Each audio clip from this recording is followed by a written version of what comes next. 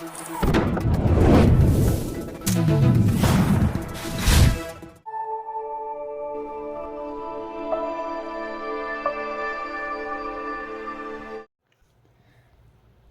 தமிழ் செய்திகள் வாசிப்பது நிஷா.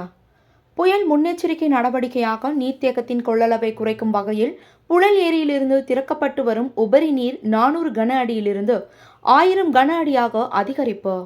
உபரி நீர் கால்வாய் ஓரம் வசிக்கும் மக்கள் பாதுகாப்பாக இருக்க அறிவுறுத்தல். புழல் ஏரிக்கு 246 கன அடி நீர்வரத்து வந்து கொண்டிருக்கிறது.